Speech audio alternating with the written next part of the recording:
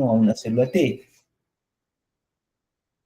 Si es un antígeno propio, la célula T, la célula T no debería reaccionar, no debería activarse, ¿no?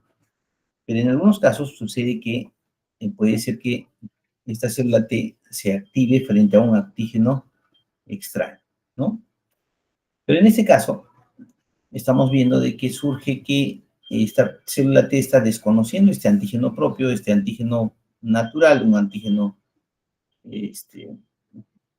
nuestro, y cuando sucede esta reactividad de esta célula T, inmediatamente a esta célula T se le activa a través del FAS y del FAS ligando a que entre en un proceso de muerte celular programada, que es la apoptosis, que es parte de la llamada de lesión clonal de linfocitos T.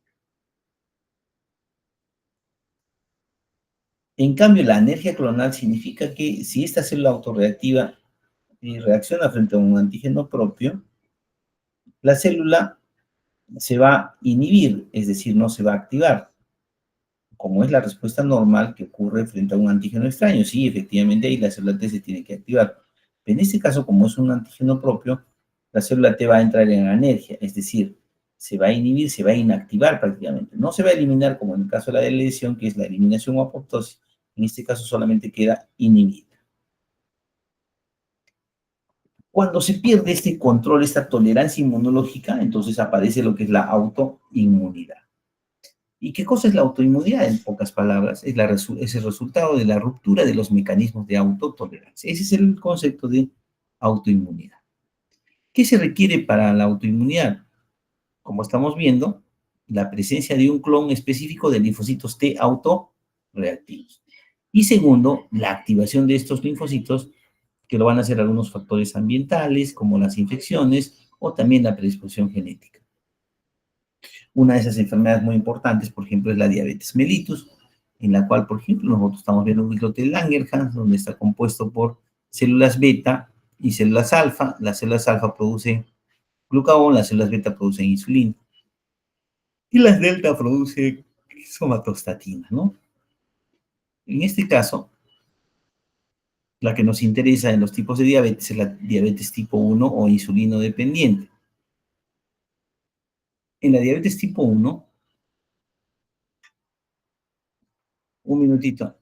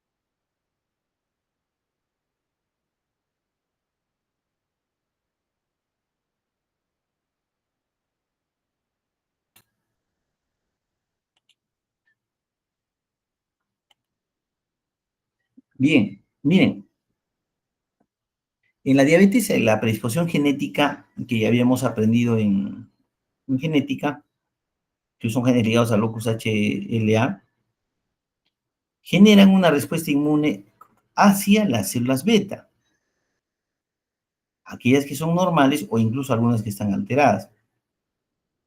¿Cuál es el factor que desencadena esta destrucción o esta autoinmunidad? Lo que pasa es que existen factores ambientales como algunas infecciones virales, por ejemplo, o también el daño directo a la misma célula beta con unas fosfoproteínas, anticuerpos antiinsulina y todos ellos que generan una respuesta inmune contra las células beta. Entonces se desencadena un ataque autoinmune, concluyendo en la autodestrucción de las células beta. Y la ausencia de células beta produce la presencia de la diabetes tipo 1 o insulino dependiente, ¿no? Tanto es así que se ha visto de que en algunos experimentos se ha encontrado linfocitos autorreactivos secundario a algunas infecciones. Y esas infecciones generan lo que se llama el mimetismo, ¿no? La imitación de algunos antígenos virales que pueden generar la autoinmunidad. Por ejemplo, miren, hay, una, hay, un, hay una, un promotor de la insulina de la rata, que en realidad es una nucleoproteína,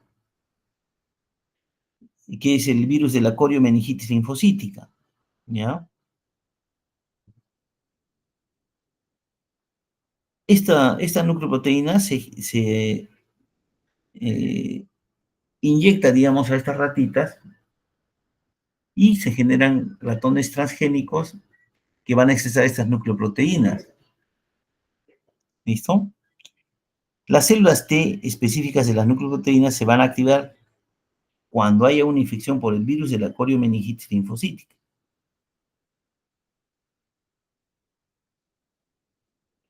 Esta, esta nucleoproteína se convierte como un antígeno que se va a expresar solamente en las células beta pancreáticas y no va a provocar respuesta de las células T, como que va a haber un tema de alta tolerancia.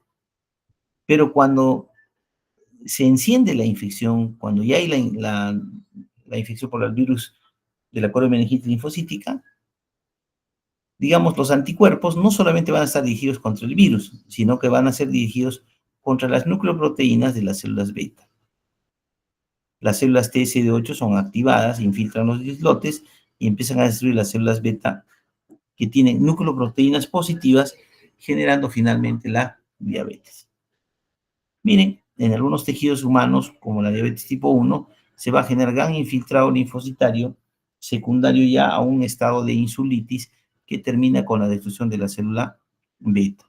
Miren cómo los islotes de Langerhans van a contener distintas células.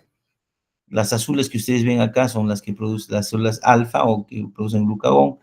Estas rojas o medias naranjas son las células beta que producen insulina y las amarillas son delta O que producen somatostatina. En esta diabetes 1, luego que se ha perdido la tolerancia a las células beta, las células T, los linfocitos T citotóxicos, empiezan a reconocer algunos antígenos de las células beta, algunas proteínas o fosfoproteínas, y con autoanticuerpos empiezan a destruir, mire, lo que quedaba del islote de Langerhans queda prácticamente a la mini expresión de células beta, con pérdida de la misma y como al no haber producción de insulina genera la diabetes mellitus, ¿no? Entonces, ¿qué es importante durante el reconocimiento del antígeno? Es que las células T tengan esa autotolerancia a los antígenos de la célula beta. O de lo contrario, si la célula T es reactiva a la célula beta, esta debe entrar al proceso o de lesión o de anergia clonal. Sin embargo, en muchos casos, cuando se pierde la tolerancia, la autotolerancia, van a generarse clones específicos de células T dirigidas contra las células beta, generando finalmente la insulitis y la destrucción de las mismas. Habíamos hablado en genética esta predisposición de la genética del alelo HLA y la susceptibilidad a padecer enfermedades autoinmunes, ¿no? Habíamos visto, por ejemplo, que en la posición 57 Normalmente la presencia del ácido aspartico le confería, en esta posición donde está el punto rojo, le confería la resistencia a la presencia de diabetes. Pero si en esa posición se encontraba alanina, valina o serina, eso generaba más susceptibilidad de padecer la diabetes, como estamos viendo aquí. También la presencia de los alelos DR3 y DR4, cuando están presentes, es más frecuente que se produzca la diabetes con insulitis tipo 1. Si la persona tiene los alelos DR3, DR4, miren, aumenta 10 veces la posibilidad de presentar diabetes. Si solamente es uno de ellos, o DR3 o DR4, solo una vez más adicional. ¿Ya? Entonces, esto implica claramente que para que haya el desarrollo de diabetes se requiere que ambos alelos estén presentes, DR3 y DR4. Esto condiciona el ataque inmunológico, la destrucción de células beta, la deficiencia en la producción de insulina y alteraciones fundamentalmente en el tejido adiposo, genera lipólisis, más ácidos grasos libres y eso condiciona polifagia. En el músculo empieza a haber el catabolismo de los aminoácidos, se produce en el hígado gluconeogénesis y cetogénesis, produciendo cetoacidosis diabética. Por otro lado, la gluconeogénesis promueve hiperglicemia, la falta de insulina continúa con la hiperglicemia, a nivel renal produce poliuria, disminución del volumen urinario y la polidipsia, ¿no? Esto, ambos, la cetosis y la deshidratación pueden llevar al coma y la hiperglicemia puede llevar al coma diabético. ¿Ok? Muy bien. Vamos a ver otras tres enfermedades como la anemia hemolítica autoinmune, la enfermedad de Addison y los síndromes purpúricos. En el caso de estas enfermedades autoinmunes, estas van a ser mediadas por anticuerpos. ¿Ya?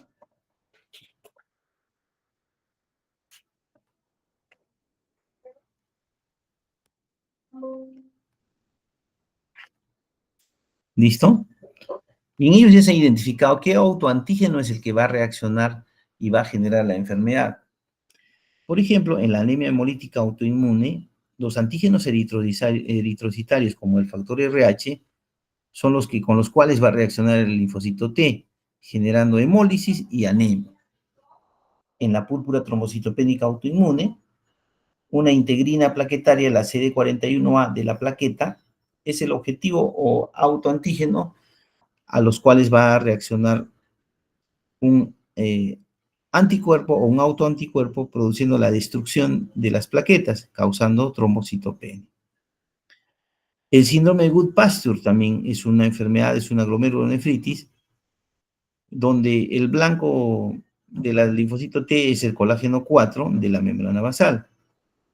Se disponen ahí anticuerpos que van a despertar la respuesta inmune, causando una glomerulonefritis con destrucción de la membrana basal. ¿Ya? La consecuencia secundaria es la glomerulonefritis, insuficiencia renal y la hemorragia pulmonar, porque la membrana basal también está comprometida a nivel pulmonar. La enfermedad de Graves también es otra condición donde el blanco inmunológico es el receptor de TSH. Recuerden que el receptor de TSH se activa por la hormona estimulante de la tiroides y genera mayor producción de hormonas tiroideas. Al ser estimuladas por una inmunoglobulina, por un anticuerpo, esto va a generar un hipertiroidismo adquirido, ¿no? Otra enfermedad es la miastenia gravis, donde acá el blanco inmunológico es el receptor de acetilcolina. Al no activarse el receptor de acetilcolina, no continúa la transmisión eléctrica y entonces ahí no hay estímulo eléctrico para la contracción y genera parálisis y fatiga muscular. Así también tenemos el pénfigo vulgar. En el pénfigo vulgar, las células de la piel, el blanco inmunológico es la caderina epidérmica, se crea un anticuerpo contra la caderina epidérmica, generando como consecuencia vesículas cutáneas. La fiebre reumática. No es código, doctor. Este es el código. Ya, espera un ratito. La cadeninas, en la fiebre reumática, las válvulas cardíacas van a tener cierto mimetismo y ahí se va a generar finalmente, se va a generar anticuerpos dirigidos contra esa estructura valvular, creando carditis e insuficiencia cardíaca. ¿Ya?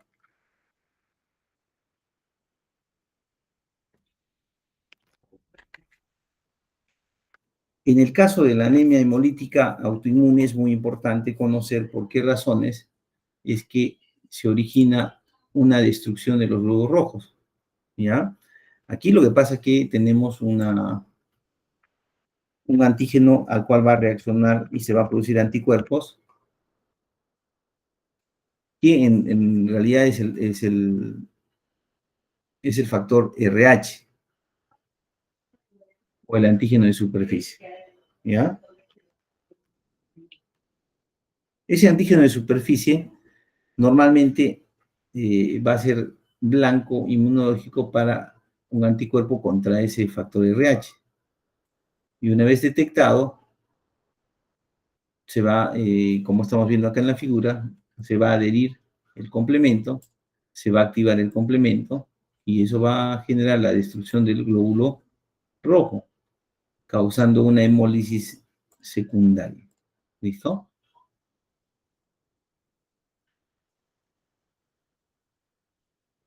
¿Qué anticuerpo está involucrado? Ahí es una inmunoglobulina G. Y lo que se va a desencadenar es la citotoxicidad mediada por anticuerpos. ¿Listo? Son anticuerpos dirigidos contra la superficie, contra antígenos de la superficie celular que median la destrucción vía el complemento y mediante la activación de la citotoxicidad mediada por anticuerpos. ¿Ya? Las manifestaciones típicas de la anemia hemolítica autoinmune son reacciones transfusionales, la eritroblastosis fetal y la propia anemia hemolítica autoinmune. Sus características clínicas son anemia, hemólisis, hematuria, son características clínicas de esta enfermedad. ¿Alguna pregunta hasta aquí?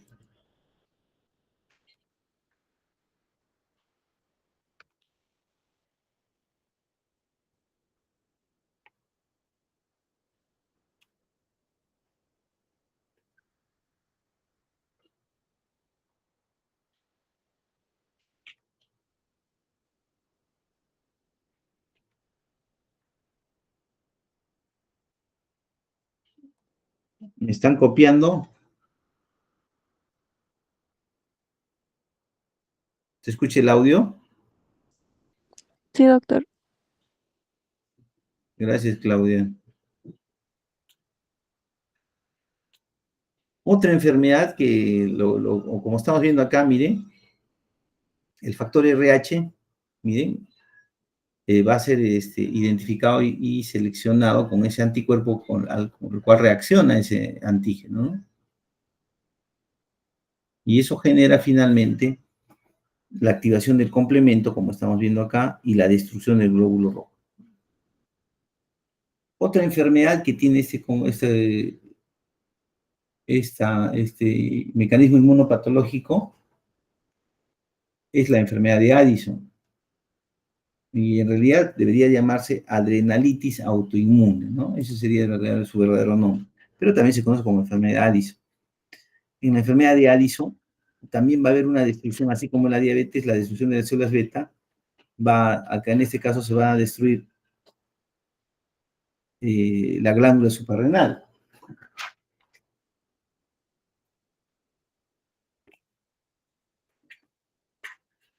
Mi sello está en la mesita.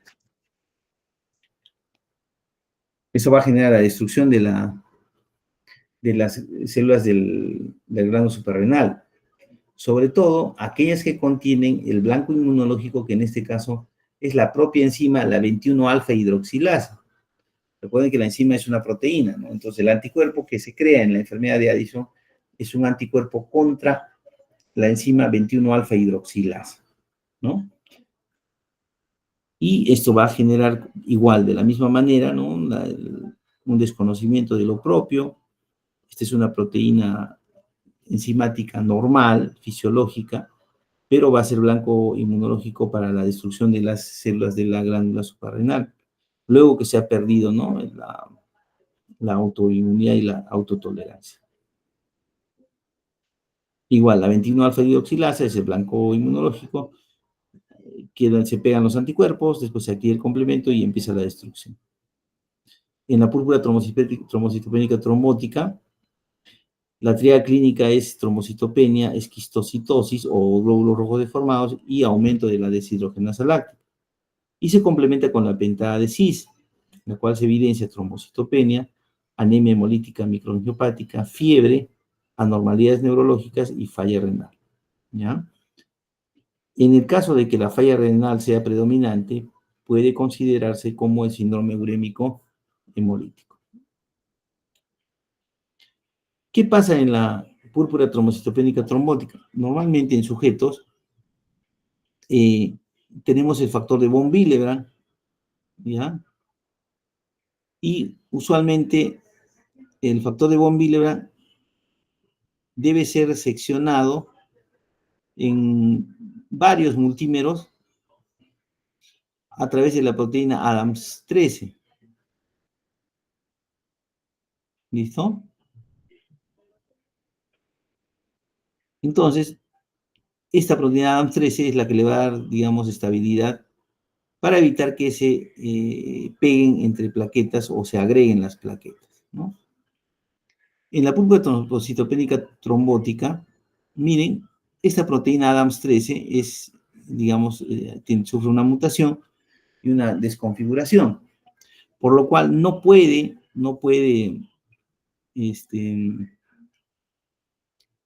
evitar la agregación del factor de von Willebrand. Y de esta manera, entonces, al perder esa propiedad de inhibir esta agregación, se genera mayor agregación por activación del factor de von Willebrand entre plaqueta y plaqueta, produciendo su consumo y el riesgo, obviamente, de hemorragias. En el caso del síndrome urémico hemolítico, esto más bien es secundario a una infección que se produce por toxinas de Shigella o Salmonella o de E. coli, ¿ya? Entonces, donde vamos a ver claramente que hola, doctora. Acá hay una paciente con un derrame pericárdico, pero quiere hacer una eco. ¿La puedo traer acá? Claro, Sí, claro, claro, sí, nomás. sí. Ya. Gracias, doctora. ¿Me podrás ir a una llamada? Le voy a decir la Ya. doctora.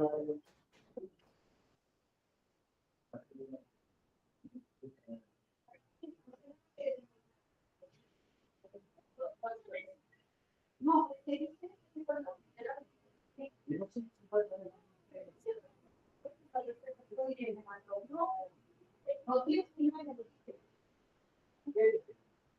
no, pero en este código que me ha dado, bien.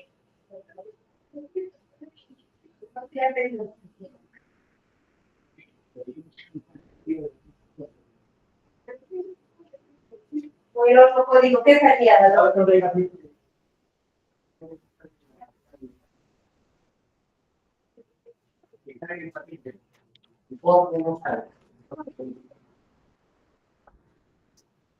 Pasa en el 250, doctor.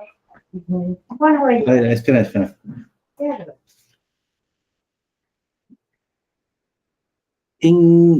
No te veas, no. En esta enfermedad ya hay la toxina de la Shigella o de la E. coli, va a estimular al receptor de este globo triacil ceramida, ¿ya? Ingresa la toxina, ¿ok? Y produce la inhibición de la replicación de su ADN y genera muerte celular. Esta toxina se convierte en una N glucosidasa y de esa manera produce inhibición. Esto genera la estimulación de células epiteliales al liberar interleuquinas, citoquinas. También se estimula a los monocitos y las células epiteliales renales a secretar el factor necrostimular alfa, interleuquina 1 y la interleuquina 6. Y la estimulación glomerular de células epiteliales empiezan a secretar grandes multímeros del factor de von Willebrand. Y como hemos mencionado, al no tener la proteína Adams 13, ¿qué va a pasar? Van a empezar a agregarse más plaquetas unas a otras, consumiendo y causando la hemólisis también, ¿no? Que es el síndrome urémico hemolítico con taponamiento renal e insuficiencia renal. ¿Listo? ¿Alguna pregunta?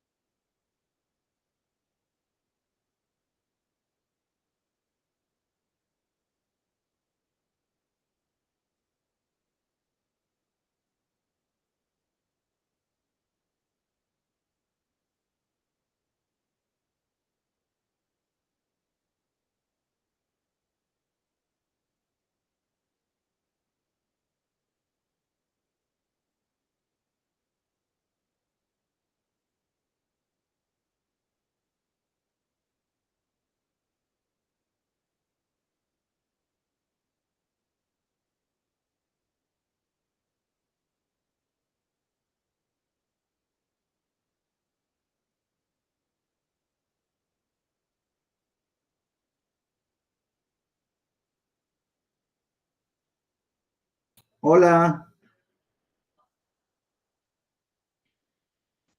Sí, doctor. Sí, Favorita, hay que estar atentos, pues, porque yo pienso que no me están escuchando y estoy hablando, creo, al espacio. Ah, no, doctor, disculpe. Ya, vamos entonces con el siguiente.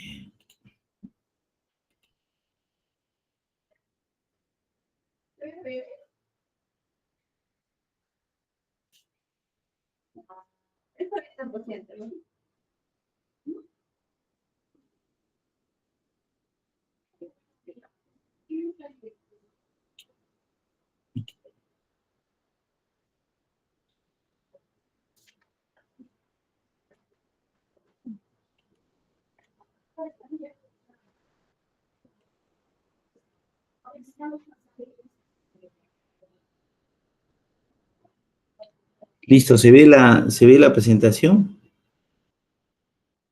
Sí, Sí, ¿no? doctor. Muy bien.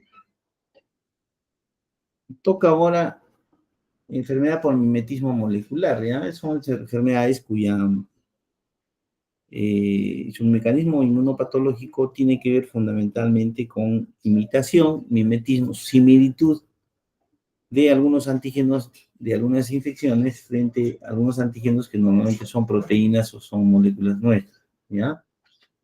Entonces pasa eso. Hola.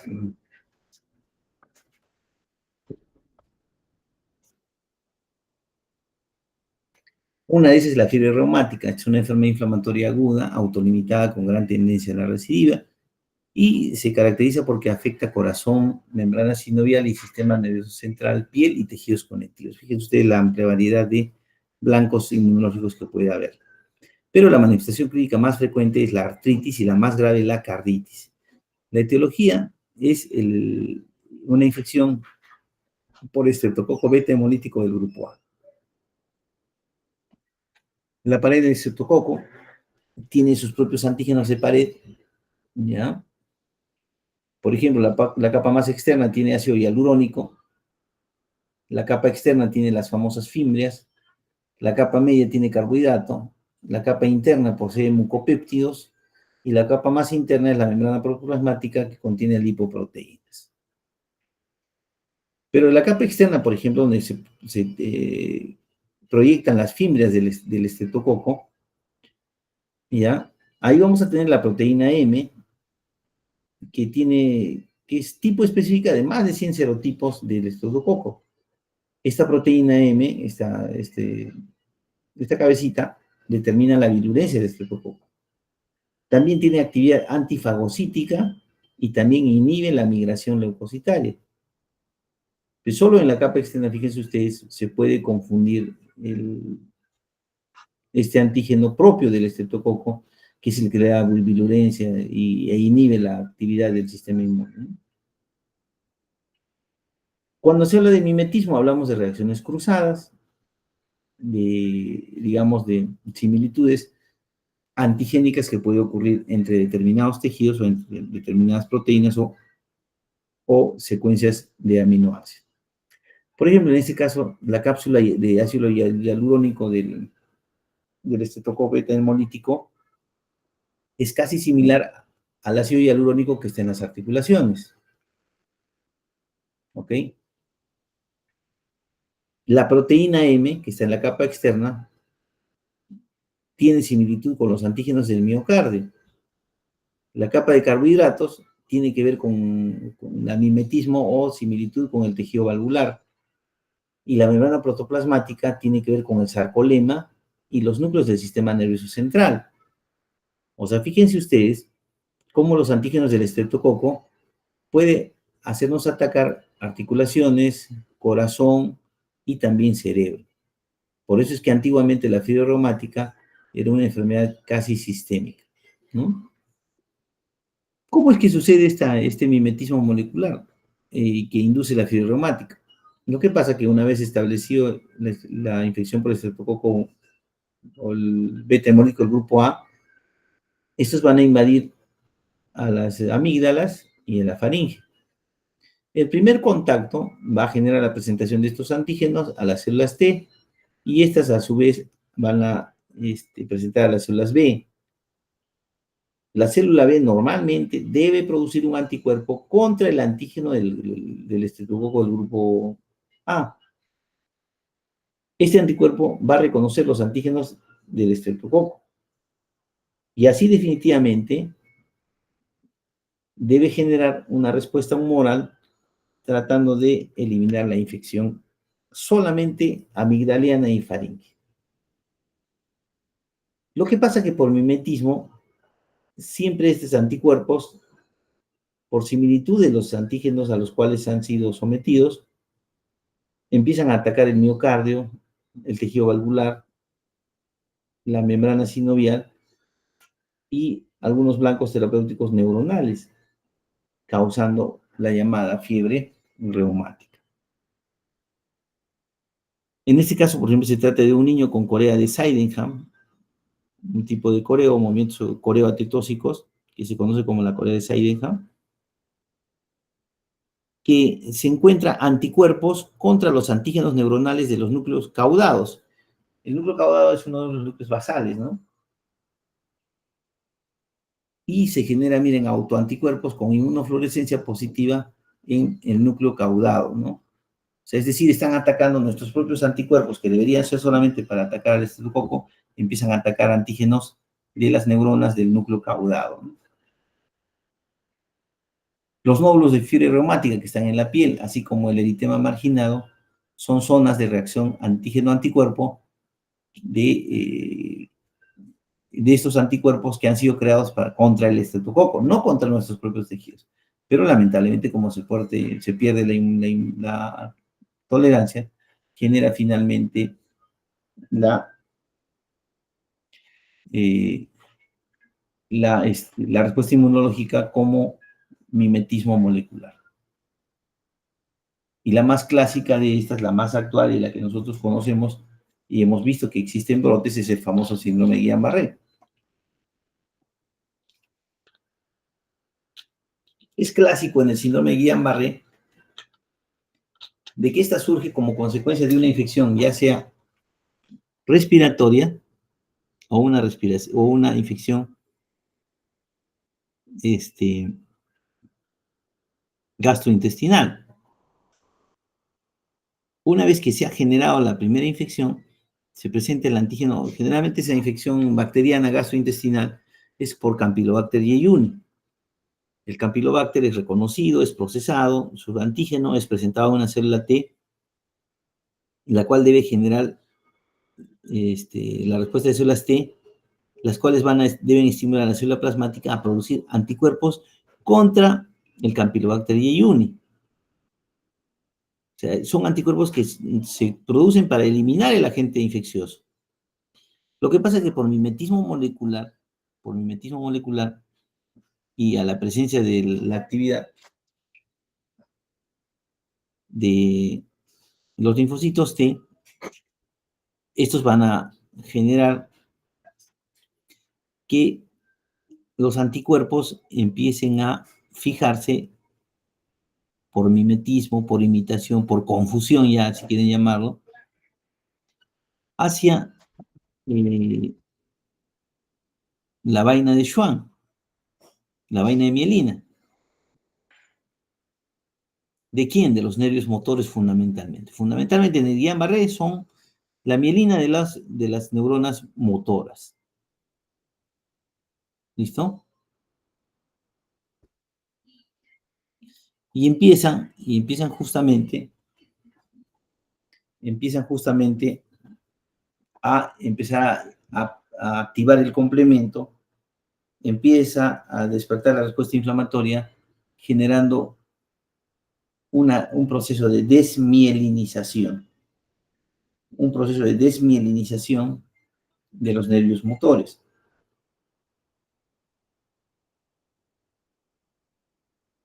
¿Y para qué nos sirve la vaina de mielina? Nos sirve fundamentalmente para aumentar la velocidad de conducción, para que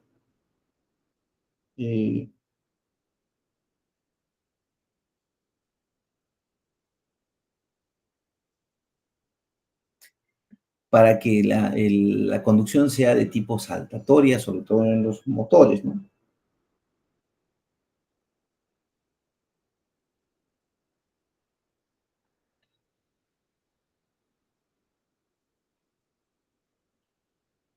ese proceso de desmielinización ocurre pues con la mielina compacta, con la proteína básica de la mielina,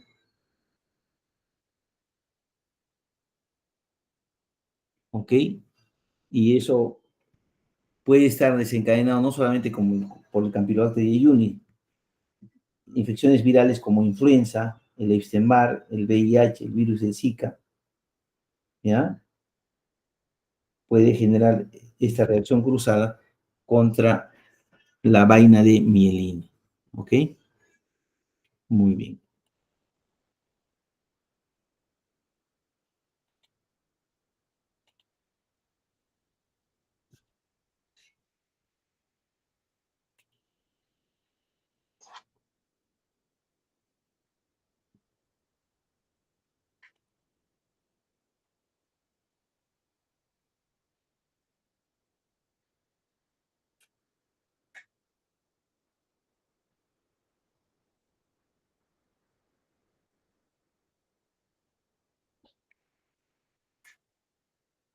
Muy bien, ¿ven la siguiente presentación? Sí, doctor, sí se ve. Muy bien. Vamos a hablar de algunas enfermedades bastante comunes que tienen que ver con autoinmunidad y la presencia también de autoanticuerpos contra determinados blancos inmunológicos. Me refiero a estas enfermedades autoinmunes como el lupus, la artritis reumatoide y la vasculitis, ¿ya? El lupus eritematoso sistémico es un trastorno inflamatorio caracterizado por la producción de autoanticuerpos contra múltiples antígenos, ¿ya? Múltiples antígenos.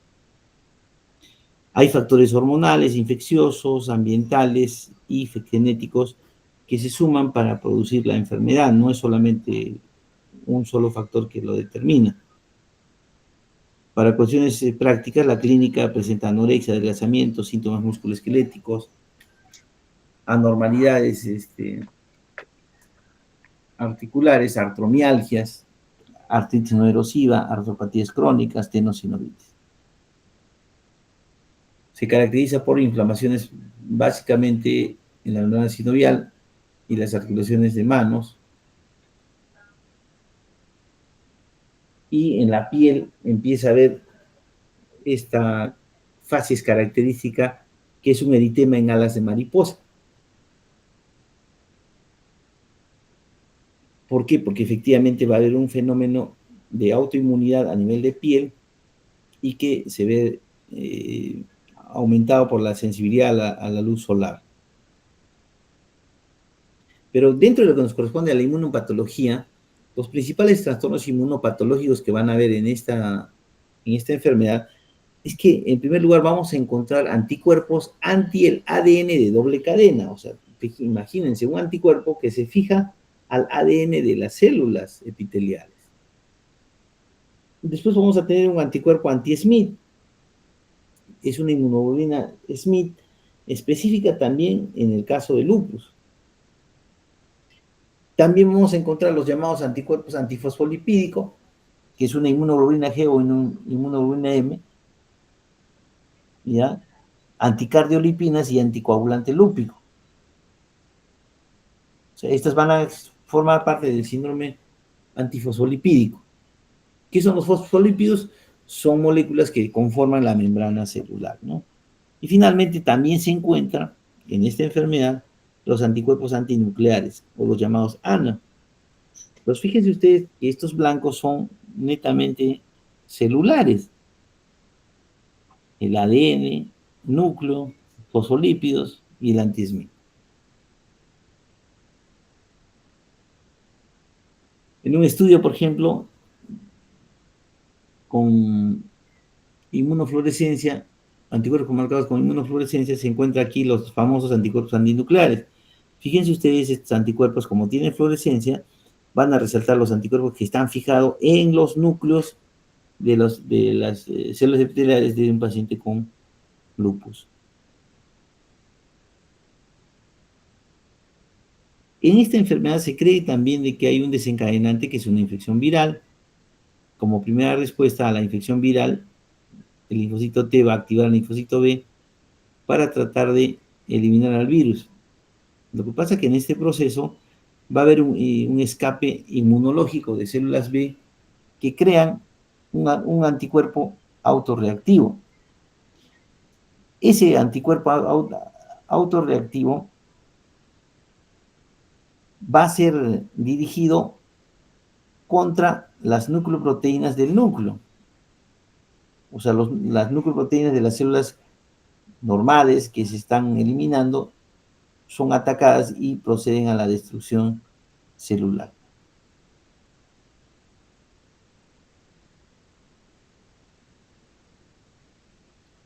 Usualmente las células apoptóticas, las células que ya están en senescencia, normalmente deben entrar a la apoptosis y muerte celular, dejando libre muchas de sus organelas, mucho de su núcleo.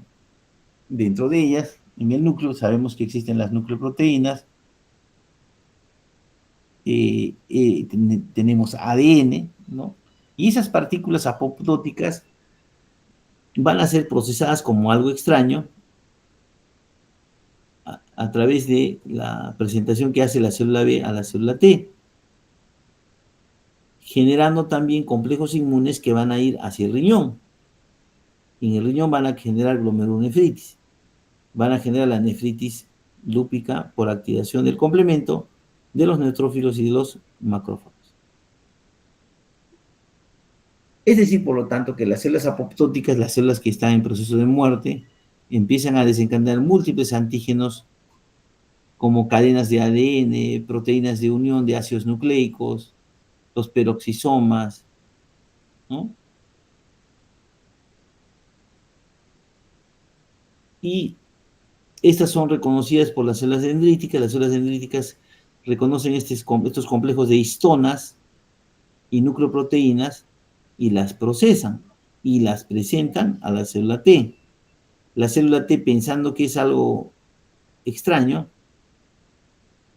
activa a células B a que produzcan un anticuerpo contra estas nucleoproteínas o estas histonas, generando el estado de autoinmunidad que se produce en el lupus. Entonces, no olvidar que las células apoptóticas van a generar en su superficie y en los núcleos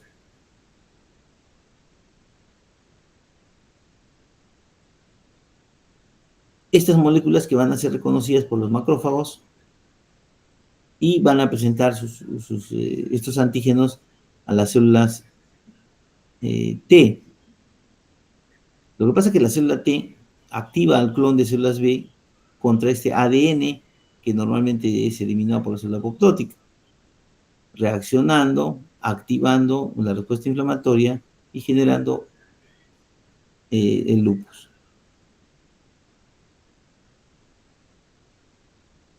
Otra enfermedad es la artritis reumatoide. Es una enfermedad inflamatoria sistémica crónica que afecta a pequeñas articulaciones y con frecuencia a otros órganos. Se caracteriza por la presencia de un infiltrado inflamatorio crónico de la membrana sinovial. Están involucrados factores genéticos, factores inmunitarios y agentes infecciosos. Los marcadores genéticos son los de clase 2, el HLA-DR3, su polimorfismo, el aumento de los alelos DBL4 y DBL5, y los que tipifican para el HLA-DR4. Ese DLR4 es el que predispone genéticamente a la aparición de artritis reumatoide. Entonces, la suma de todos estos factores infecciosos, estreptococo, micoplasma, difteroides, clostridium, van a generar cierta respuesta inicial en la cavidad articular. Pero, en ausencia del agente, la respuesta inmune puede generar artritis reumatoide, siempre y cuando el agente infeccioso haya llegado a la membrana sinovial, haya desencadenado la respuesta inmune y genere un proceso inflamatorio. También en algunos casos, algunos agentes pueden generar algunas toxinas arteriogénicas que pueden generar la respuesta inflamatoria en la artritis reumatoide. Entonces, pero en general, la inicialización de la respuesta inmune en la artritis reumatoide no se conoce, pero se considera la predisposición genética, la presencia de estas células dendríticas activadas que van a presentar antígenos a la célula T,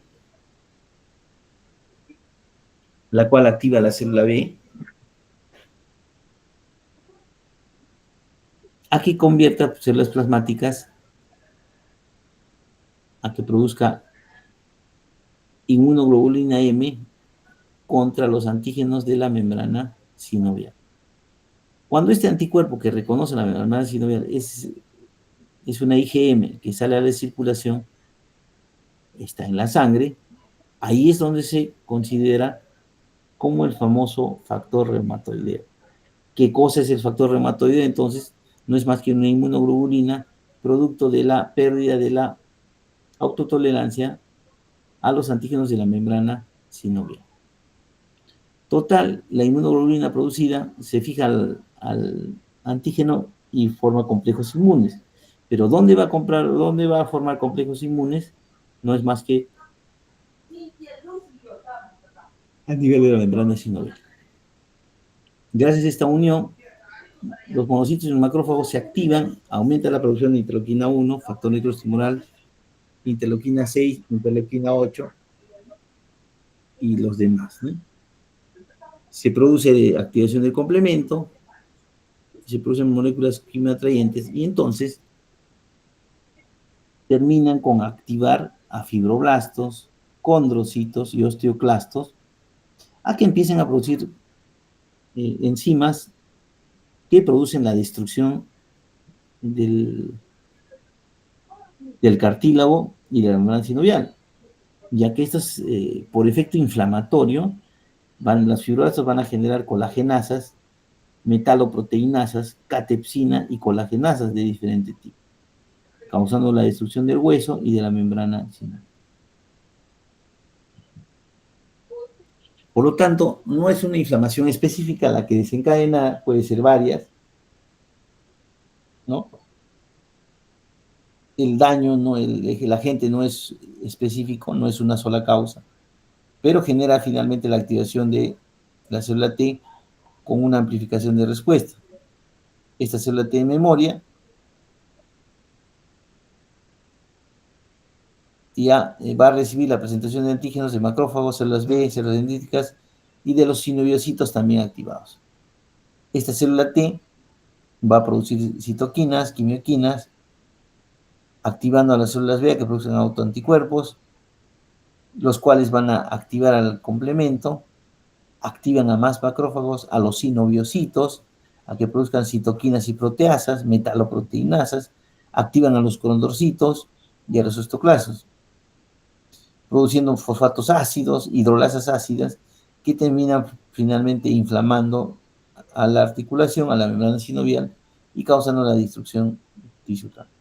Llegamos a un punto en el cual está la cantidad de sustancias proinflamatorias que hay en la articulación, hay procesos de presentación del antígeno, activación de más linfocitos, producción de autoanticuerpos y autoperpetuación de la respuesta inflamatoria, finalmente produciendo pérdida del cartílago, pérdida de la membrana sinovial y daño y necrosis del hueso.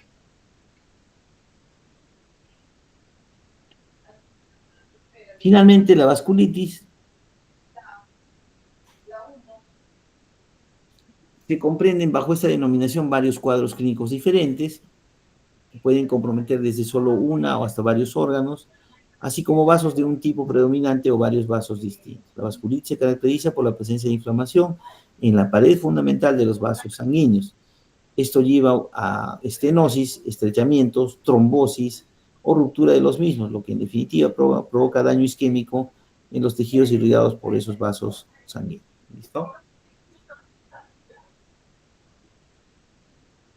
¿Cómo se clasifican las vasculitis? La vasculitis se clasifica de vasos grandes, de vaso mediano y de vasos pequeños. ¿Listo?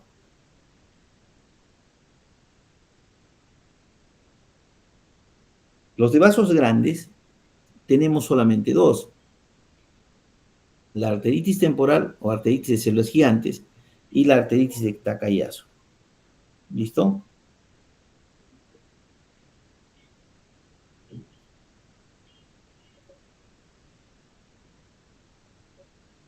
Son las dos únicas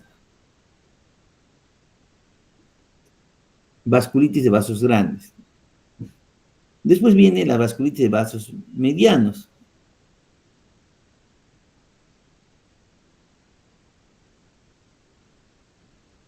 Ahí vamos a tener la enfermedad de Kawasaki, ¿ya? Y la poliarteritis nodosa.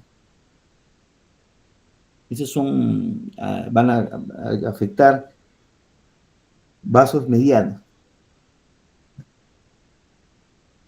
Y la de vasos pequeños, ahí vamos a tener la poliangitis microscópica, la granulomatosis de Wegener, el síndrome de Chur-Strauss.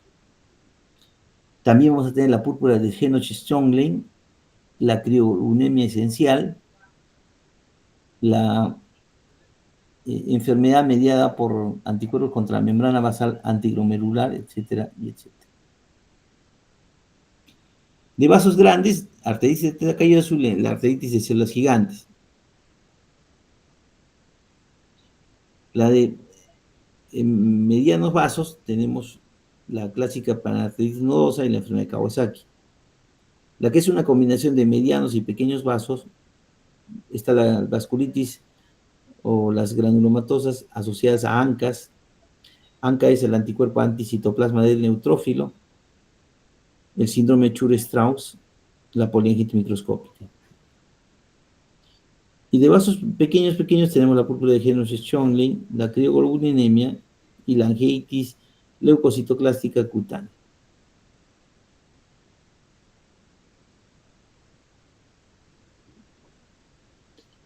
En estas vasculitis de medianos vasos, generalmente se impone la presencia de los famosos anticuerpos anticitoplasma del neutrófilo, o llamados los ANCAs.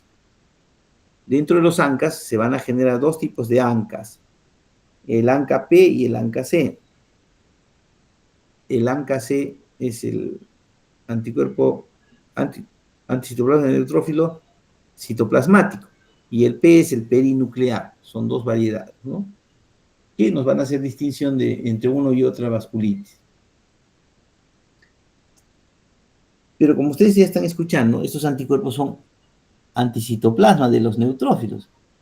O sea, se supone que se pierde el equilibrio para que la respuesta inmune innata, que depende mucho del neutrófilo, empiece a deteriorarse. Entonces quiere decir que cualquier infección, el uso de drogas, toxinas o problemas genéticos, lo que van a hacer fundamentalmente es una pérdida del control de la respuesta inmune. Luego de esta infección, la célula dendrítica va a presentar el antígeno a la célula T. Esta célula T va a presentar antígenos de los neutrófilos, del citoplasma de los neutrófilos. Y esta célula B va a producir anticuerpos contra esos antígenos que presentó la célula T. Se convierte en célula plasmática y la célula plasmática empieza a producir inmunoglobulina G y M. Estas son conocidas los famosos anticuerpos ANCA, anticuerpos antinucleares, perdón, anticuerpos anticitoplasma del neutrófilo. Por lo tanto, estos anticuerpos se fijan ¿a quién? A los neutrófilos, y al fijarse a los neutrófilos, activan el complemento y empieza el proceso de destrucción de los neutrófilos, causando vasculitis.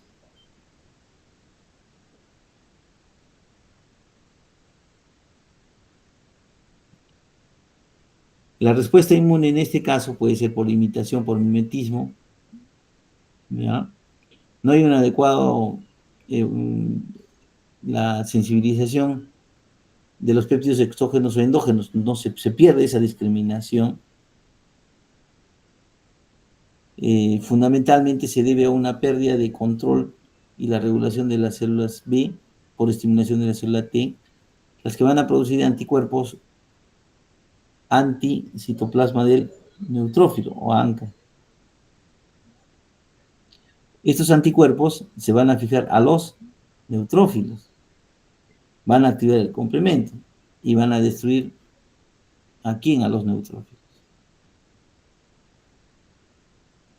Esto activa más complemento, activa la cascada de complemento, produciendo más quimiotaxis, más citotoxicidad que genera finalmente la inflamación de los vasos sanguíneos. Entonces, las vasculitis podemos clasificar en ANCAs, los que tienen ANCA positivo y los que no tienen ANCA positivo. ¿Ya? Muy bien. ¿Alguna pregunta hasta aquí?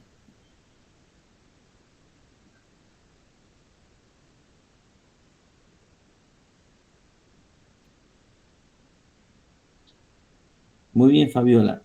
Creo que hasta aquí hemos llegado hoy día, ¿ya? Ok, doctor. Doctor, una pregunta.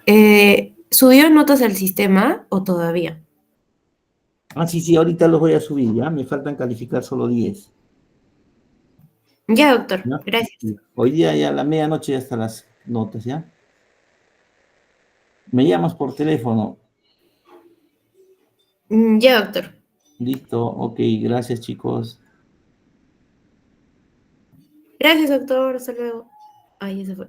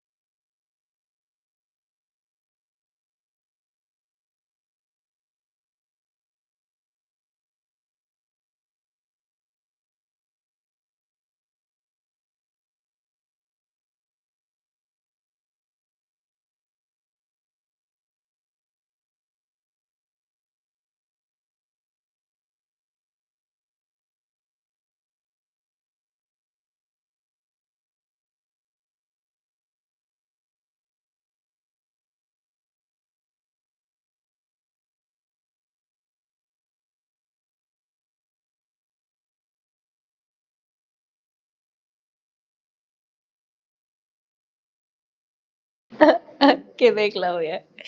¿Cómo que ya acabó la clase?